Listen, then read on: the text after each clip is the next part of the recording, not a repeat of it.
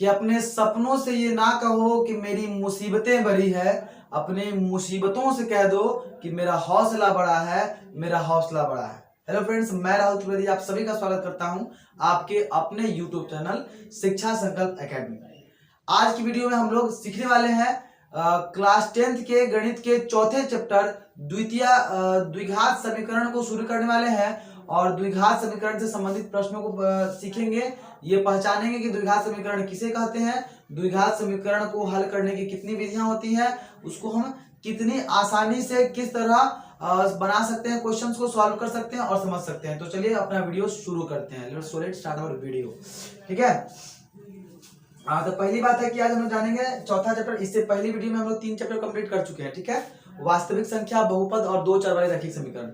यदि अभी आपने नहीं देखा है तो जाइए प्लेलिस्ट में और जरूर देखिए। ठीक है, आपके लिए सारे वीडियोस एग्जाम के लिए बहुत हेल्पफुल है। ठीक है, चौथे चैप्टर में हम लोग जानने वाले हैं क्या, द्विघात समीकरण किसे कहते हैं, कैसे कैसे हल किया जाता है। ठीक ना, सबसे पहले बात जानिए कि हमने तो पिछले वीडियो में ही जान लिया है कि जिस समीकरण का घात 2 होगा उसे द्विघात कहेंगे। ठीक ना, जैसे कि मान लीजिए अगर दिया रहेगा कोई भी संख्या एक्स स्क्वायर प्लस 5 बराबर 0, यहाँ पर x का घात सर 2 है इसलिए यह द्विघात है ना। ये तो हम लोग पहले भी जान चुके हैं, इसमें नया क्या है, लेकिन नया ये है कि सभी जानते हैं कि इसके लिए कौन अच्छा है कौन बुरा है, लेकिन अच्छे और बुरे की वास्तविक पहचान, कौन अच्छा है और कौन बुरा है, ये पहचान कर पाना बहुत मुश्किल होता है। अक्सर हमारे समाज में कुछ लोग हमारे आसपास ऐसे होते हैं जो लगते बहुत अपने हैं लेकिन भीतर से अपने नहीं होते। कुछ और ऐसे भी लोग होते हैं जो हमें लगता है कि वो हमारे लिए अच्छे नहीं है, हमें वह आगे बढ़ते देखना नहीं चाहते हैं, लेकिन वास्तव में वही हमारे साथी होते हैं। तो ठीक उसी तरह इसमें मैंने 4 एग्जाम्पल आपके ही क्वेश्चन से लिया, आपके ही बुक से लिया है, जिसमें आपको कुछ लग रहे होंगे जो द्विघात है बट वास्तव में ऐसा नहीं है, और कुछ ऐसे नहीं लग रहे होंगे कि जो द्विघात है बट वो होंगे। जैसा कि आप देख रहे हैं कि यहाँ पे 6 का घात 2 है, आप आसानी से बोलिएगा सर घात 2 इसलिए द्विघात। यहाँ पर ax स्क्वायर पे घात में 2 है तो आसानी से द्विघात। यहाँ भी सर x स्क्वायर है द्विघात, लेकिन यहाँ नहीं है तो सर ये द्विघात नहीं हुआ। अब वास्तविकता क्या है, चलिए जांच कर देखते हैं हम लोग कि सच में जो हमने कहा क्या वह सही है। जो हमने द्विघात और कहा है, समीकरण को पहचाना है, क्या वो सही पहचाना है। चलिए चेक करते हैं। सबसे पहले लिखा गया है क्या, 6 स्क्वायर प्लस 4x। ठीक है, इसको जब हम सॉल्व करेंगे तो ये संख्या है, इसको तो हम आसानी से सॉल्व कर सकते हैं। 6 स्क्वायर बराबर 36 हो गया प्लस 4x हो गया। क्या अब इसका घात कहीं भी आपको 2 नजर आ रहा है? कहीं भी इसमें 2 घात, इसका घात 2 है? नहीं है। इसका मतलब ये द्विघात नहीं है, यही पहचानना है हमें।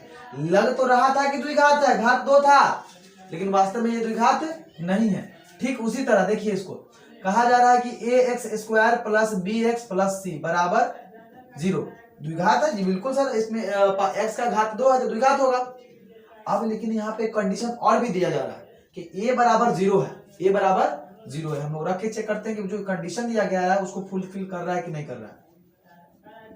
बराबर 0 x स्क्वायर, 0 में किसी भी संख्या से गुना करेंगे हमें 0 ही प्राप्त होता है, प्लस bx प्लस c बराबर 0। 0 की कोई वैल्यू नहीं है इसलिए हम लोग सीधा लिखेंगे bx प्लस c बराबर 0।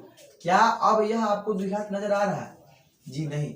यहाँ तो हम कह रहे थे कि द्विघात है, लेकिन यहाँ पर द्विघात नहीं है।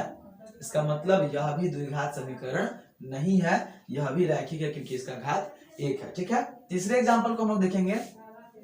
x into x plus 3 is equal to x square. x में x से गुना करें तो x स्क्वायर होगा, x में 3 से गुना करें 3x होगा, बराबर में x स्क्वायर होगा। ये भी और ये भी दोनों जात एक तरह का हम मिलाने की कोशिश करेंगे। x स्क्वायर इधर वाला प्लस को इधर ला लेते हैं माइनस में, प्लस 3x बराबर इधर 0 बच जाएगा। x स्क्वायर में x स्क्वायर जाएगा 0 प्लस 3x बराबर 0, यानी 3x बराबर 0। क्या यह द्विघात है? बिल्कुल नहीं है। यहाँ पर घात 2 है ही नहीं है। जब तक घात 2 नहीं होगा तो द्विघात कैसे हो सकता है? और द्विघात तभी होगा जब उसका घात 2 हो। यानी हमें यहाँ पर 3 स्थिति को देखा जिसमें हमें लग रहा था ऐसा कि घात 2 है तो द्विघात होगा, लेकिन वास्तविकता कुछ उल्टी निकली। ठीक इसी तरह आपके बोर्ड एग्जामिनेशन में ऑब्जेक्टिव क्वेश्चन भी आएंगे जो आपको लगेगा कि हाँ ये मेरा आंसर सही है, इसके घात पे 2 है, लेकिन वास्तव में वो नहीं होगा, इसलिए आपको चेक करना है। और लास्ट क्वेश्चन देखेंगे कौन सा, ये वाला, कि भाई ये है या नहीं है। कुछ बच्चे इसको दूर से ही देख के बोल देंगे कि सर इसमें घात 2 है ही नहीं है, ये द्विघात नहीं हो सकता है ना, ये द्विघात नहीं हो सकता है। लेकिन मैं बताना चाहूंगा बच्चों, पहले ध्यान दीजिए, इसको सॉल्व करेंगे हम लोग कि a minus b into a plus b क्या होता है, a square minus b square होता है ना जी, बराबर 5।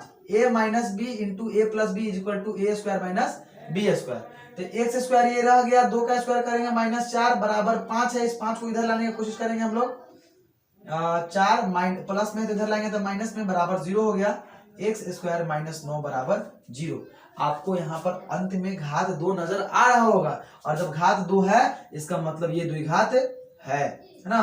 तो इन 4 एग्जाम्पल को देखने के बाद हमें पता चला कि बहुत बार ऐसी स्थितियां आएंगी जब हमें लगेगा कि द्विघात है बट वह वास्तव में द्विघात नहीं होगा, और जब भी ऐसी स्थितियां भी आएंगी जब आपको लगेगा कि द्विघात नहीं है लेकिन सॉल्व करने के बाद पता चलेगा कि द्विघात है। इसीलिए किसी भी क्वेश्चन को डायरेक्ट जज मत करें, उसको पहले आप सॉल्व करके देखें कि द्विघात हो रहा है या नहीं हो रहा। अगर अंतिम में घात 2 है तो द्विघात होगा और अन्यथा नहीं होगा। ठीक है, अब हम लोग चलते हैं कि द्विघात समीकरण को हल किस तरह से किया जाता है, कैसे हम द्विघात समीकरण को हल कर सकते हैं।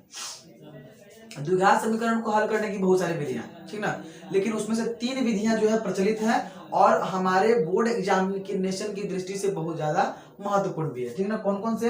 सबसे पहला मेथड क्या है? सबसे पहला मेथड है आपका फर्स्ट इनटू लास्ट, ठीक है। सेकेंड जो मेथड है वह है फॉर्मूला बेस्ड, फॉर्मूला से यानी कि सूत्र से, है ना, फॉर्मूला से यानी कि सूत्र से। और तीसरा जो है वह है आपका क्या बोलते हैं उसको, पूर्ण वर्ग विधि द्वारा, पूर्ण वर्ग विधि द्वारा, पूर्ण वर्ग विधि द्वारा। और भी विधियां हैं लेकिन यही 3 हमारे लिए जरूरी है, ठीक ना। इसमें से एक विधि को हमने डिस्कस कर लिया है चैप्टर नंबर 2 बहुपद में। अगर आपने बहुपद वाली वीडियोस नहीं देखी हैं तो जरूर जाइए और उसको देख लीजिए, वहां आप फर्स्ट इंटू लास्ट आसानी से सीख जाएंगे, ठीक है। अब रही बात पूर्ण वर्ग विधि वाली, तो ये हम लोग आगे वाली नेक्स्ट वीडियो में सीखेंगे। आज हम लोग सीखेंगे फॉर्मूला से यानी सूत्र से किस तरह द्विघात समीकरण को हल किया जाता है। तो चलिए शुरू करते हैं, ठीक है। जैसा कि मैं बोल रहा हूं फॉर्मूला से, तो पहले हमें फॉर्मूला पता होना चाहिए, है ना, कौन सा फॉर्मूला है जिससे हम क्वेश्चन को सॉल्व करेंगे। तो आप जान लीजिए, इस फॉर्मूला को हम लोग बोलते हैं मूल निकालने का सूत्र, मूल निकालने का सूत्र। मूल निकालने का सूत्र होता क्या है, minus b plus minus root under b square minus 4ac बट्टा 2a, यही आपका फॉर्मूला है, ठीक ना। तो इस वीडियो में हमने द्विघात समीकरण को पहचानना सीख लिया है और द्विघात समीकरण को हल करने की विधि इसके बारे में जान लिया है। अगले वीडियो में हम लोग जानेंगे कि किस तरह से द्विघात समीकरण को हल किया जाता है। वीडियो की लेंथ लंबी हो जा रही है इसलिए मैं इस वीडियो में नहीं बता पाऊंगा, और अगले वीडियो में मैं आपको बताऊंगा कि किस तरह फॉर्मूला का इस्तेमाल करके हम द्विघात समीकरण को हल करेंगे। एक बार आप फॉर्मूला और याद कर लीजिए, लिख लीजिए और इसको रिमेंबर कर लीजिए ताकि आपको क्वेश्चन बनाते समय प्रॉब्लम ना आए। फॉर्मूला क्या होता है? फॉर्मूला होता है minus b plus minus root under b square minus 4ac बट्टा 2a, यही फॉर्मूला है। इस फॉर्मूले को याद कर लीजिएगा और अगली जो वीडियो आएगी उसमें हम लोग इसी फॉर्मूला की सहायता से द्विघात समीकरण को हल करना सीखेंगे। अगर आपको हमारा वीडियो अच्छा लगा तो प्लीज हमारे वीडियो को एक लाइक कर दीजिए और अपने दोस्तों में शेयर कर दीजिए। अगर चैनल पर पहली बार आए तो प्लीज चैनल को सब्सक्राइब कर लीजिएगा और साथ साथ में बेल आइकन को दबाना बिल्कुल मत भूलिएगा ताकि हर रेगुलर अपडेट्स आपको सबसे पहले मिल सके। तब तक के लिए धन्यवाद। जय हिंद, जय भारत।